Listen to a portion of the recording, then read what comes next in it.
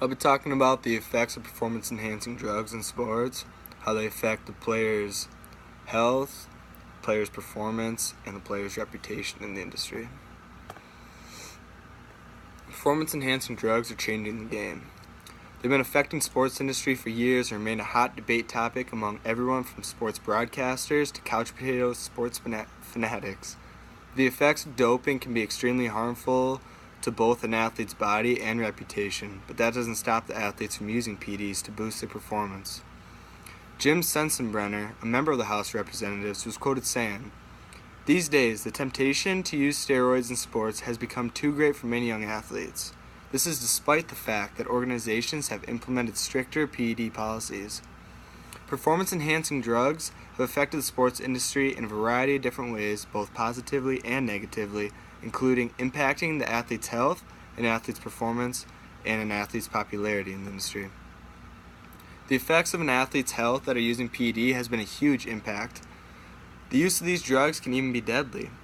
In an article from 2009 titled Cycling Inside the Sport from the National Broadcasting Corporation, they said, in the 1960 Summer Olympics, Knut Jensen died while participating in the 100-kilometer cycle race. His biopsy revealed that he was in fact on Ronadol. There are multiple substances and methods that are considered PEDs to the USADA, which is the United States Anti-Doping Agency, and they can have devastating effects when misused. Some of these include anabolic agents, stimulants, growth factors and hormones, blood doping, and many more. According to the United States Anti-Doping Agency's article called Effects of PEDs, which is updated in 2014, anabolic agents are used to treat late puberty and adolescence, some forms of impotence, and wasting of the body caused by infections.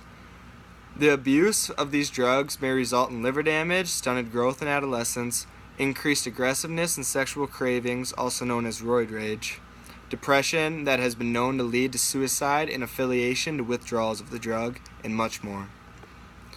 Stimulants are medically used to treat ADD, ADHD, narcolepsy, asthma, and obesity.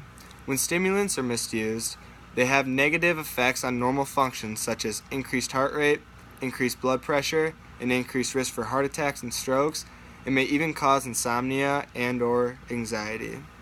There are multiple different growth hormones and factors, but the most commonly abused are HGH, insulin, EPO, HCG, and ACTH.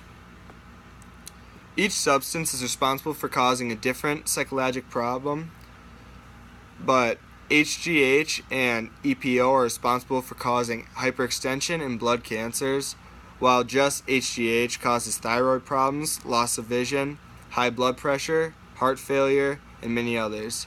EPO also causes strokes and pulmonary embolism. Blood doping is another problematic method of substance abuse with the three main methods: EPO, synthetic oxygen carriers, and blood transfusions. When blood doping is used, the person has an increase in red cell body mass in order to increase the muscle mass that can result in an increased amount of stress on the heart, blood clotting, and strokes.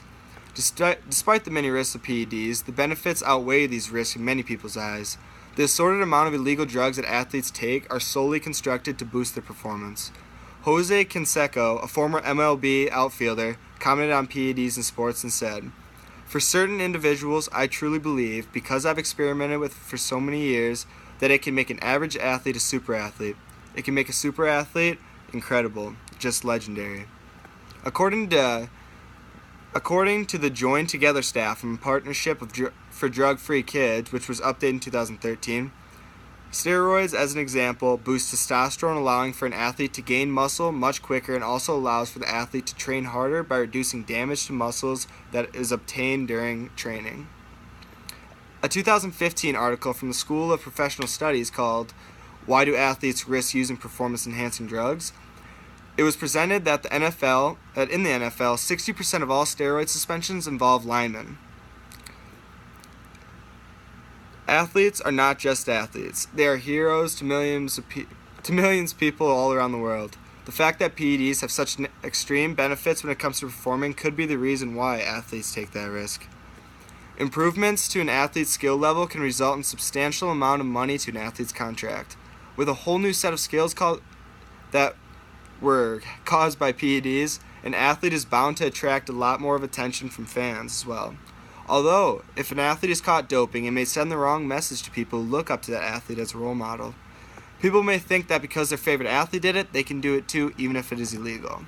The industry of sports has been affected by PEDs for centuries by impacting the health of athletes, their performance, and also their fame. The benefits of using PEDs can literally change an athlete's career around from being a nobody to having their name on the back of thousands of fans' jerseys. That is, if they aren't caught.